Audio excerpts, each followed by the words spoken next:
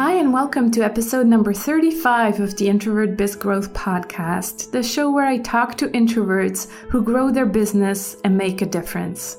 I'm Reina Co, your host, and thrilled that you're spending this time with me today. I'm back in Switzerland after a long summer of traveling. I was in Canada for 3 weeks with my in-laws, and now back in Switzerland, and school just started again. And kids are back there. I'm back at my desk and I'm back to my routines. By the way, talking about routines, if you've been watching my Facebook Live videos, I'm participating in a Facebook Live challenge in August, and maybe you've seen them, maybe you've not, but if not, I invite you to come over to my Facebook page. That's sarahsinacoche.com/Facebook page, I think. Otherwise, I'll put the link in the show notes. Anyway, so I'm posting live video every day on Facebook over there. And talking about those live videos or video in general reminds me that I'm currently working on a challenge that I'm bringing to the introverted community in September.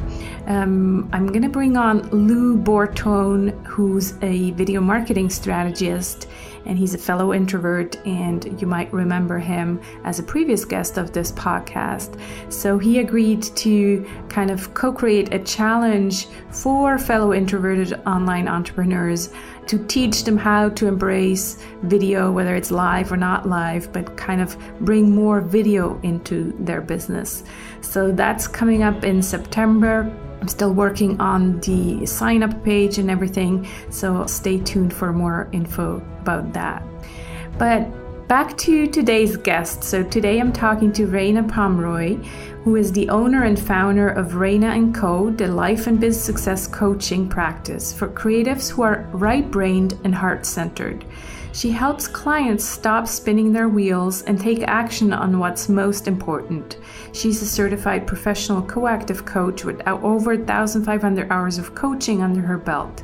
Reina also co-hosts the Creative Empire podcast, where she interviews leaders in the creative industry. She's based in Washington, D.C., but her clients and creative entrepreneur community live all over the globe. She also travels around the country speaking and educating creative entrepreneurs. Now, as you know, the idea of this podcast is to talk to fellow introverts who run an online business. I came across Reina on the Entrepreneur on Fire podcast, where she mentioned a retreat for introverted entrepreneurs, which of course caught my attention since, as you might know by now, I'm planning my own retreat in Sicily in May. If you're interested in that, you can look it up at sarahsinacoche.com/retreat. So I sent her an invite to be a guest on the podcast, and she accepted. Yay. So all this time, I thought Reina was a fellow introvert. Well, turns out she's not.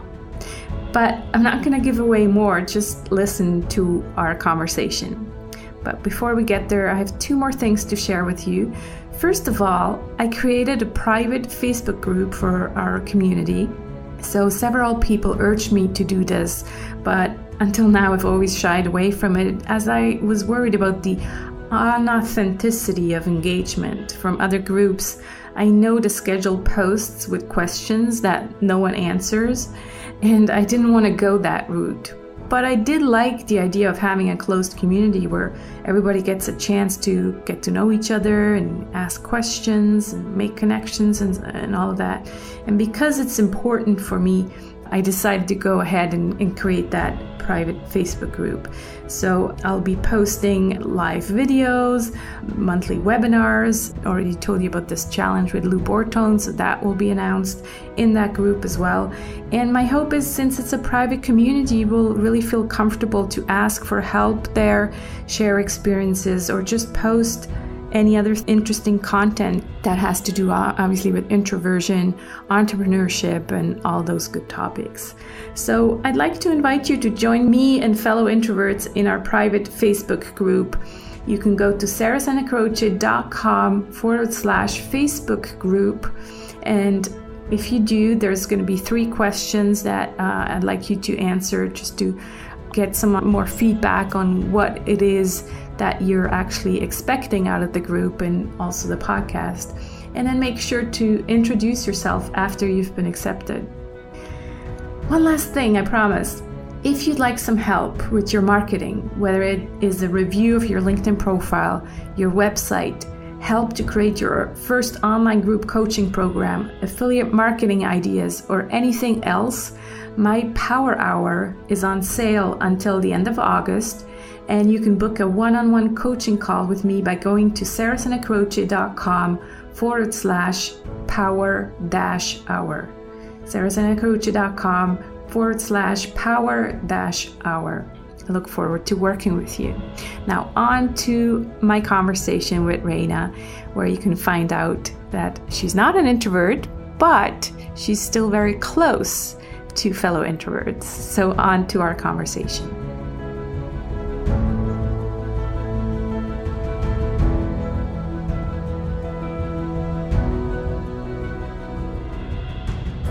Hi, Reina. How are you today? I'm doing so well. Thank you so much for having me. Yes, thank you for taking the time.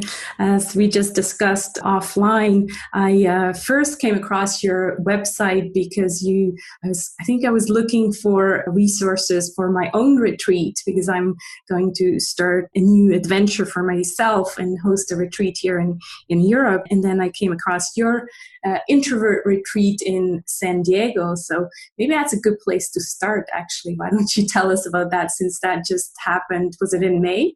It was in April, yeah. In April, okay.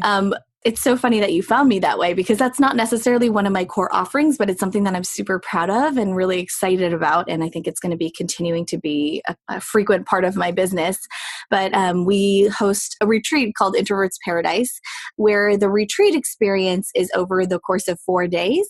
But in order to really leverage the relationships in this mastermind, we like to have 8 weeks of masterminding virtual connection time, so that when the ladies get to the retreat, it's a very small group and they're really bonded by the time they get there. They know each other, they know about each other's businesses, they know about each other's families, and it's a really beautiful way for them to come and not feel so intimidated by being overrun by extroverts, or feeling like they aren't going to know anybody or don't know who they're going to talk to. They already have an accountability buddy they've bonded with even more than the rest of the group. So it's just a really cohesive way to bring together a group of introverts who might not otherwise like to get together. Right. And how long is that retreat in San Diego? So it's over the course of 4 days. Okay. Yeah. I guess that's a good length, right? Because you need more than 3 days to really create that relationship, and yet a week might seem a bit long. So 4 or 5 days seems like a good length. Half of the women are moms, so it's a little bit of a hard challenge to get away from their young kids. But some of them, this is their first time since they started their business going away at all. So it's just a nice experience. We do a little bit of business work and also a lot of rejuvenating. Okay. Sounds good. Yeah. So that's kind of what I have planned for Sicily. I'm going to do mine in Sicily in May 2018. So yeah. So, well, again, thanks again for coming on. And so let's back up a little bit. And why don't you tell us a little bit about yourself, and tell me about your confession that you just made offline. So. Yes, of course. So you might have already heard my official bio, but I am the life and business success coach behind Reina Co, and we help creative entrepreneurs who are right-brained and very heart-centered and typically introverted. And a lot of these women, and most of my clients are women, have lots of big picture visionary ideas, and they're constantly spinning their wheels, and I help them take action on what's most important, because we need to figure out what's most important and then take action on it so that they can become the go-to expert in their industry. And I have a couple different programs that I offer, and I love working with people really intimately. And I think it's that introvert part that I really love to cultivate. And my confession is that I'm actually not an introvert. I'm an extrovert. And when Sarah asked me to be on this podcast, she was like, "You are an introvert," but I'm actually not. I call myself an introvert ally. And I really lean into that in giving space, creating space for introverts to really thrive, because I understand that this world is created by extroverts with extroverted, kind of constraints, and to show introverts that it's not a handicap to be an introvert, to really shine in the way that you feel most comfortable. And I think a lot of the a lot of people have a preconceived notion of introverts being shy. And I find that that's not the case, right? Extroverts create this environment that make introverts feel shy because of the way that we interact with the world. But I think it's just a social sort of training that introverts actually come out as being shy, but they're actually not. A lot of people are just very thoughtful and depth driven rather than like the breadth of interactions or networks. And I really just appreciate that. So I feel like my job is to create safe space and those meaningful interactions that makes my introverted friends and introverted clients really shine. Wow, that's interesting. How did you get all that knowledge about introverts? Because it's not always the case. Sometimes I really feel like we're talking different languages. And, Totally. And do you have somebody in your family or close by that is introverted and that you've been watching for a long time? Or how did you? Well, I in my past career, I was a social worker, and I also loved all of the assessment trainings that I got throughout my graduate degree. And I became a trainer in MBTI and just all of Myers-Briggs type indicator. And I loved the notion that the types, how we say extrovert, introvert, and all the other ones, their preferences. And so it's just how we want to show up in the world and how we recharge. And I think there's just a really big preconceived notion that is not the truth, that like it's about how you show up and how extroverted or introverted or shy or loud you are. And my hope was that by just talking about it, I would bust those myths, because I find that the people in my work and in my past career as well, the people who have the best ideas are actually introverts, right? And like, this is me as an extrovert saying that you introvert have better ideas than I do, because I think a lot of the time, the ideas that are coming out of your mouth are already processed like 17 times through, rather than for extroverts, it's just like the first thing that comes up. And we're the loudest ones. And sometimes it's kind of like the difference between men and women, when like men don't need to, they just think that they have the right idea and then they'll raise their hand. And then with women, we have to like think through it and like know that it's the right answer before we raise our hands. And it's like an even extra layer on top of that, right? And so if we can create more space for those introverted ideas to percolate, to create, have time to be created and then give them space to flourish, I think that's such a beautiful thing. Our world would be a better place if our introverted entrepreneurs had that opportunity. Yeah. So it's very interesting that you say that about ideas, because the longer I do this podcast, the more I realize how many entrepreneurs and, some of the smartest entrepreneurs, online entrepreneurs, are actually introverts. But obviously it's kind of hard to find, because it's not like they have on their website necessarily, I'm an introverted entrepreneur. But it's true. A lot of times, some of the smartest people out there are introverts. That's not to say that there's no smart extroverts at all, but I think you're right. We're very much in their head. And so these ideas are always very kind of reflected. And yeah, it's taken us hours and hours of thinking to come up with those. And I think too, right, just like making it so that you're not wrong for taking the time to process. I think that's the biggest thing, is that like we as a society, it's like the first person that raises their hand is correct. And that's, I think, kind of breaking that down is a necessity. Yeah. So, yeah. I guess the internet kind of does help with that, because, it's not as it is instant, but at the same time, you can look at somebody's website and really make yourself an opinion about the person. And it's not just like, cold calling anymore, for example. So, yeah. Right. Excellent. So you said that you're working with clients one-on-one. You have this mastermind. Since in this podcast, I'm kind of also trying to show my audience about this online business. Sure. Do you want to talk about any other revenue streams? How do you create revenue for your business? Sure. So my main source of revenue is my one-on-one practice. So I take clients one-on-one, and I also have a group coaching program, which is sort of combined with a mastermind. And then we'll, at 2 or 3 points in the year, we launch sprint masterminds. So we encourage people to take action on the dreams that they have. We also have the retreat, like the Introverts Paradise. We also have workshops that we call the VIP Intensive. And those are really like an opportunity to actually get the work done. A lot of conferences you'll attend and then leave with a notebook full of ideas. But with the VIP Intensive, my whole point is I want you to do the work there. I want you to create your funnel, or I want you to create your goal setting plan, or whatever it is. You usually have a focus around what the topic is. We'll have discussion, and then there'll be workshop time. Mm-hmm. So me and a co-coach will lead you through whatever it is that you're working through, and then make sure that you're leaving with something actually created. Did I miss anything else? Oh, we have we have our passive income products. So if you're newer to the online industry, talking about funnels is probably they're like, what does that mean? But a lot of our products that we've packaged up into workbooks and other educational things are also available too. Okay, so you're kind of selling info product. Exactly. Yep. Well.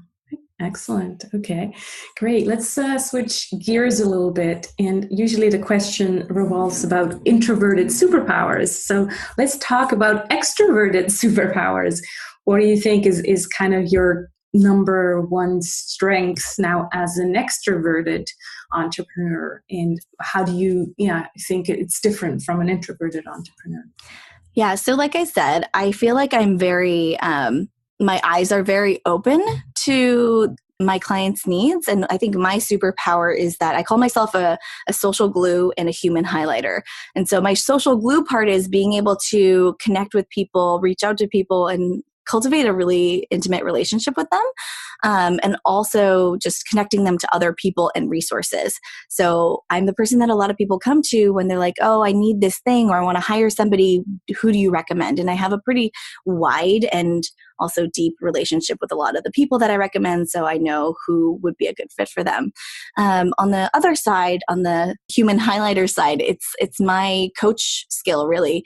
Whenever people are talking, I kind of like visualize the words that they're saying, and I'm like highlighting in my brain and then kind of distilling down what's most important. So it's like simmering into, it's kind of a weird analogy, but just like looking at something, like the words are projected, highlighting them in my head and being able to regurgitate and like say, this is, I think, what I heard as the most important thing. And I don't think that's really necessarily like an extroverted or introverted thing. It's just a Reina thing, honestly. But it helps me as an entrepreneur because in connecting with people, in creating those social glue connections, I'm able to better my relationships. I'm able to serve my people better. And on the human highlighter side, just being able to help people feel seen, whether they're an extrovert or an introvert, because I think as humans, we just want to be understood. So that's interesting. So the social glue, obviously, that's, I think, very extroverted. And yet at the same time, you say you have a deep relationship with many people. So that's kind of more the introverted skill. And then also you call it human highlighter, but at the same time, that also takes a lot of listening skills, right? Totally. Which again is more of an introverted skill. So yeah. I don't know. I have the feeling you're kind of an ambivert, maybe. I think I am. I think I leverage the parts of myself that I love being an extrovert about. And then I also am very aware, like self-aware and reflective. So I notice the things that I need to grow in. And so I think those both come from a place of, I want to be better at listening. I want to be better at connecting with people in a deeper and meaningful way. So it's just the introvert ally in me that's like, hey, I want to connect in a bigger way. And also another thing to point out too is I do this social glue training and I have a workbook on it, and it's pointed towards introverts. And I do it because it's not about like connecting with so many people. It's really for me about like deepening the connections one-on-one, kind of like this, where you're making that impactful relationship rather than having to connect with thousands and thousands of people. I think it's more meaningful if, we connect together and then you go out and say, hey, I know this cool person that I think would be really great for you to connect with, and then expanding that web from there. Yeah. Yeah. And obviously, I think for an introvert, it might take a little bit more time Mm-hmm. because, this is a conversation that we're having. Yes, there's a lot of people listening, but still, it's a conversation one-on-one between the two of us, which, for an introvert, that's what we want. We want deeper conversations where an extrovert feels fine by kind of having maybe more conversations, but not as deep. So, yeah. Yeah. And so, what about something that you think is challenging for your business as being an extrovert? I think it's challenging that, I think this is of all entrepreneurs, but just like being aware of what's happening around you, right? And for me, just seeing what my clients need and also like feeling like I have to constantly be pushing forward on something. And like, what am I trying to say here? I think it's mostly that like there is a speed at which entrepreneurs move or the online entrepreneur moves. And I feel like I'm actually slower than that.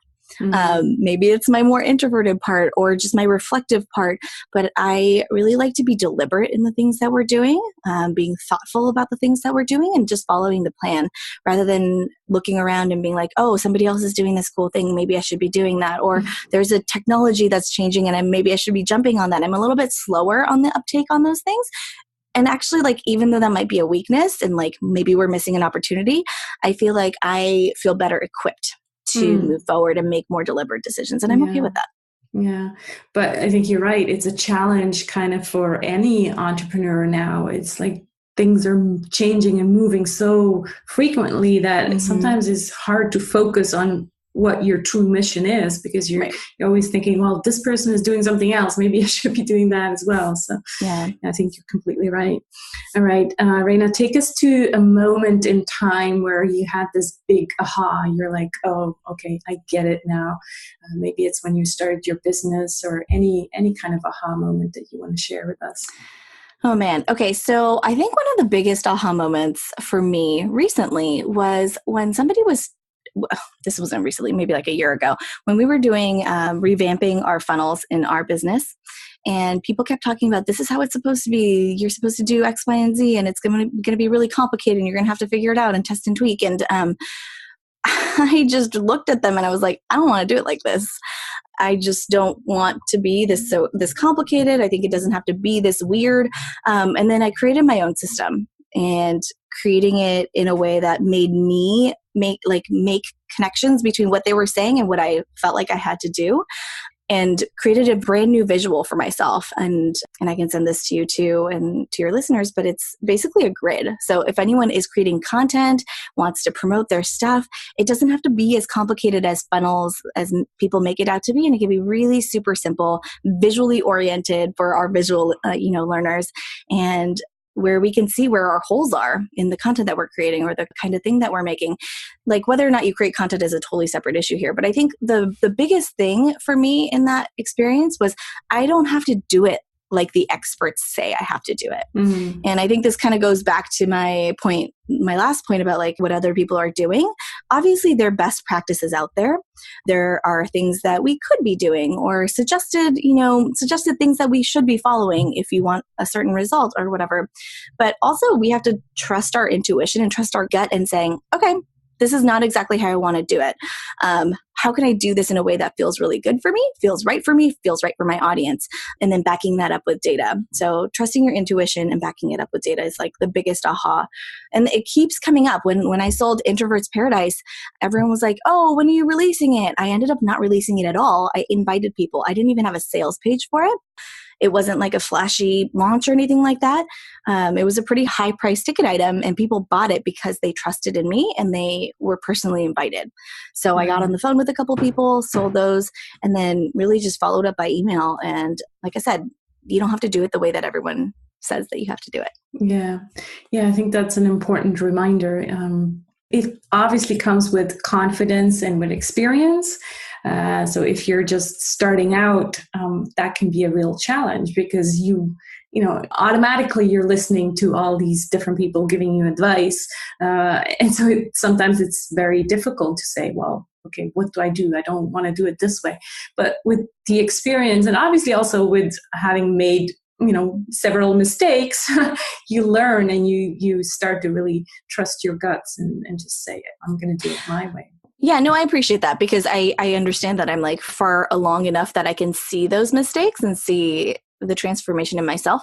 But also like at the beginning, we consume so much information, right? We consume so much information that we kind of overwhelm ourselves and train ourselves to be tired. We train ourselves to have decision fatigue.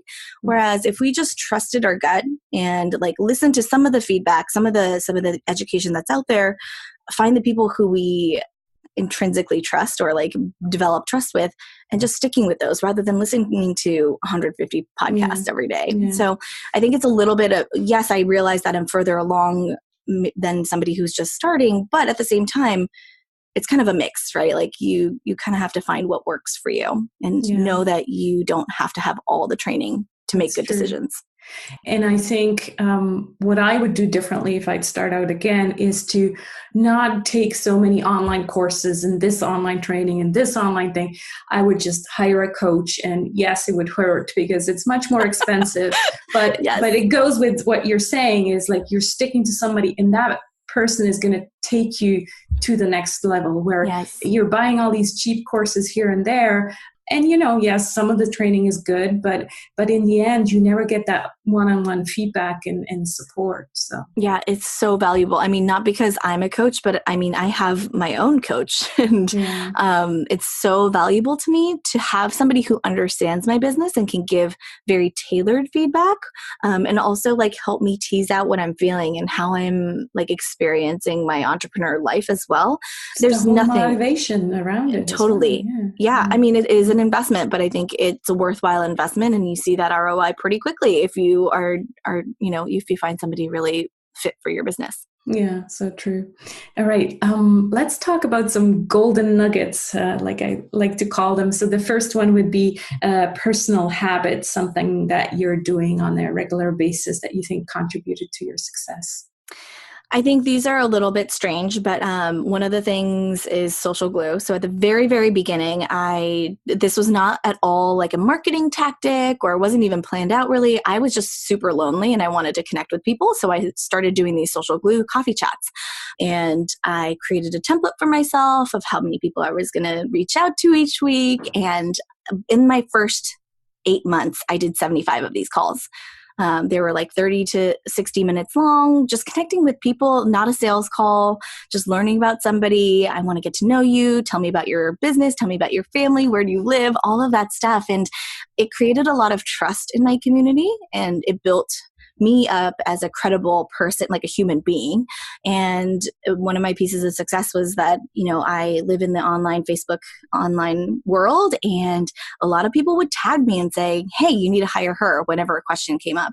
So that's one habit, like just creating that intention, even if it was scary because I didn't know anyone, to say, hey, I want to just have a call with you. Is that cool? Like, I want to get to know you. So that was definitely a habit. Since then, I have also incorporated this gratitude practice. So in the morning, I do a teeny little exercise that I call the grateful heart. It's just a plain piece of paper. I fold it in half and write down the middle. On the left-hand side, I put all my worries. So for 3 minutes, I just jot down everything I'm worried about, everything that I maybe have forgotten to put on my to-do list, just dump it all out. And then I fold it over so that only the right-hand side is showing, and then I put my grateful heart. So I at least try to put down 2 minutes worth of like written stuff for the things that I'm grateful for. And I think even when I'm super worried and like the left-hand side is super full, if I can find 2 to 5 things that I can anchor myself in that day, it really does help start the day a little bit more delightfully. Yeah, that's so important. I do it at night where I write down 3 things that I'm grateful for or 3 things that I'm, that went well during the day. So anything kind of gratefulness practice, I think helps to keep that positive mindset as well. Yeah. Yeah. And as to your social glue, that's definitely an extroverted habit. And it's a good habit, but maybe an introvert would probably prefer to do it via email.